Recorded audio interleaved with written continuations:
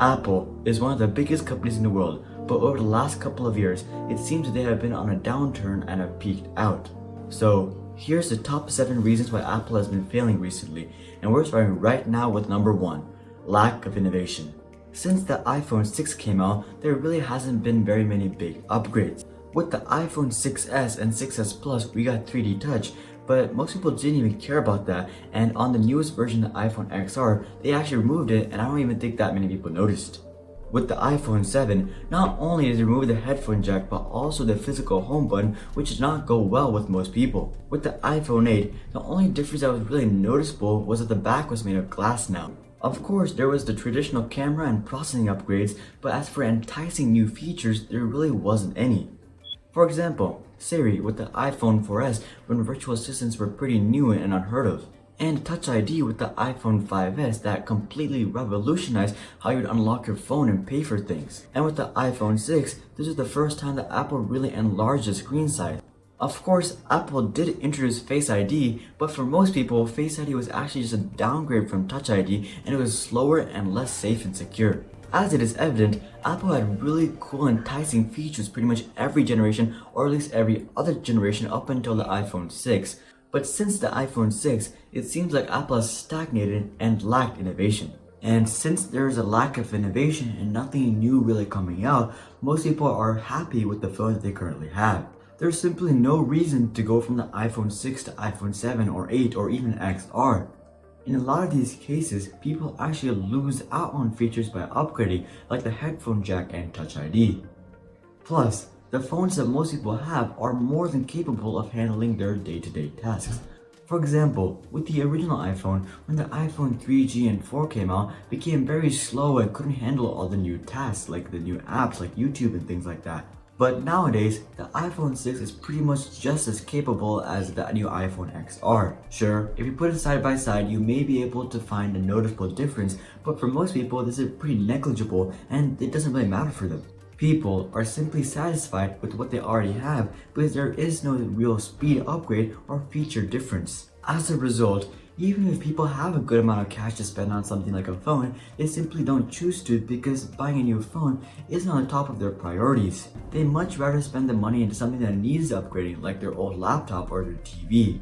Since people use their phones so often, they're able to sense a generational gap much easier on their phones than other devices.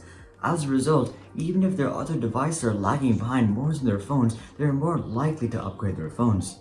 But recently, since there's a lack of big generational gaps, people are satisfied with the phones they have and much rather spend their money somewhere else. It's similar to what happened with computers in the late 1990s and early 2000s.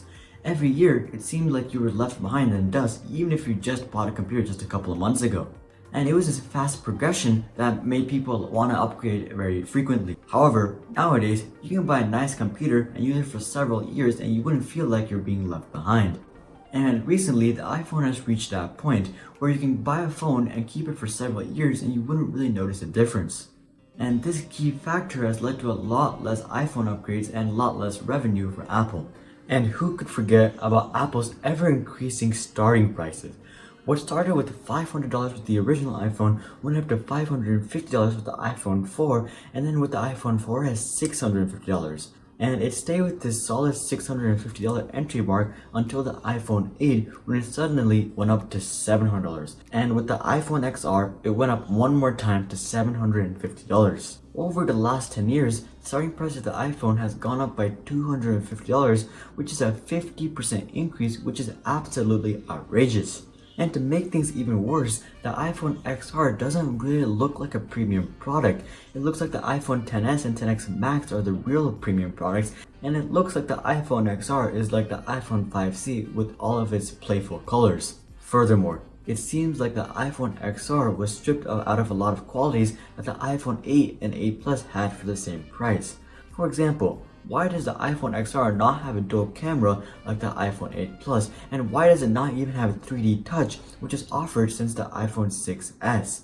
It's not that 3D Touch is really that effective and people use it that much, but it is the principle of Apple removing it from a more expensive phone.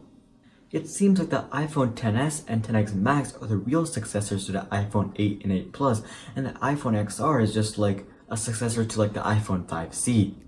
And this means that Apple is expecting the average customer to spend over $1,000 on a phone. That is literally double what they were charging at the very beginning. Usually, people are okay with spending a bit more money for Apple products because they see the better quality and more features available with Apple products.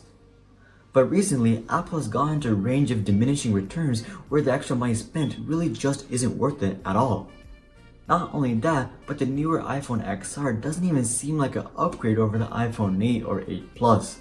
Sure, it has the bigger screen, but other than that, it really doesn't stick out in any one way. And it is definitely not worth a price jump. Apple always had trouble entering the Chinese and Indian market because of how expensive their phones were, but now it seems like they're going to struggle in the North America and European market as well. So unless Apple does something about these ever-increasing prices, they may just keep seeing a downturn in sales. Not only is Apple charging more for their devices, but they're also removing essentials that people love. Three of the biggest removals are Touch ID, the headphone jack, and a physical home button. Fingerprints have been a standard of security for several decades in the most secure places like banks and the White House. As a result, it is this ingrained trust people have in the fingerprint that they simply don't have in Face ID. As a result, the removal of Touch ID was definitely a mistake on Apple's part, and even though they will not bring it back, the removal of it will always hurt their sales numbers. As for the physical home button, you just can't replicate a nice tactile click with the vibrations. The new iPhone 10 gestures are great and do the job just fine, but I'm not sure about you guys, but I definitely miss the old home button from the iPhone 6. There's just something that doesn't feel right about the home button on the iPhone 7 and 8. And finally, the removal of the headphone jack. It seems very clear that Apple removed the headphone jack just to force people to buy their new AirPods. A lot of people don't want to buy AirPods or use them even if they can afford it because it is so easy to lose and misplace. Forget about AirPods, what about all the devices that use the 3.5mm headphone jack? Now of course, according to them, you should use the Lightning to 3.5mm adapter, but why even include that when you just include the actual headphone jack on the phone? Also, they don't even include the converter anymore with their newer phones, so you would actually have to buy it from Apple's website. And of course, there's the argument about how you can charge your phone and listen to music at the same time.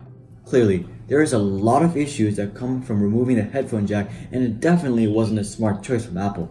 In the end, Apple stripping out all of these essential things from the iPhone have transformed it into a completely different product that isn't as desirable anymore. There are several stories about Apple notoriously charging very high prices for easy repairs like screen repairs. On top of this, if you're trying to repair your MacBook, Apple oftentimes charges more to repair the MacBook than it would cost you to buy a new MacBook altogether. Furthermore, it seems like Apple is intentionally leaving behind older users. Recently, the story about Apple slowing down older phones made headlines. Apple claims that they slow down older phones in an effort to improve battery life, but to a lot of people, this seems like a clear case of planned obsolescence. And people definitely would not have gotten angry with Apple if they clearly gave the users the choice of choosing between battery life and performance. It is a fact that Apple forced this onto users that makes them seem deceptive and greedy. In the end, it is this lack of transparency and sky-high repair charges that led to a lot of Apple fans to lose trust in Apple. And this has deterred a lot of people from upgrading their phones with Apple or buying other Apple products. Steve Jobs always helped Apple get through the hardest of times. For example, in the early 2000s when Apple was on the brink of bankruptcy, Steve Jobs introduced the iPod and saved Apple. And then in 2007, he introduced the iPhone, which is pretty much the key to Apple's success today. But without Steve Jobs, Apple just seems kind of lost actually. Of course, they have the improvements every single year technologically, but there simply isn't something new and innovative and fun. There was just something different about how Steve Jobs made new products and introduced them. It's just a fire in his eyes and a confidence in his voice like he just cured cancer or something. Something has changed about Apple since Steve Jobs left, or should I say, a lack of change has existed in Apple which has led them to stagnate. After Steve Jobs died, there seems to only have been two big upgrades, which is Touch ID and a bigger screen, which was probably discussed and finalized when he was actually alive. Clearly, the lack of Steve Jobs has definitely had a negative impact on Apple as a whole. As for number 7, the excitement for smartphones has simply died down. In North America, the iPhone 6 was when the iPhone transitioned from a luxury premium product to an everyday commodity. Until the iPhone 6, everyone was very excited as to what Apple would bring out and wanted to get the newest phone as quick as possible. But after the iPhone 6 came out, pretty much everybody, even your 5th grade cousin, had the new iPhone, and it wasn't that cool to have a new iPhone anymore. When the iPhone 6 released, people waited outside Apple stores for several days to be the first person to get it.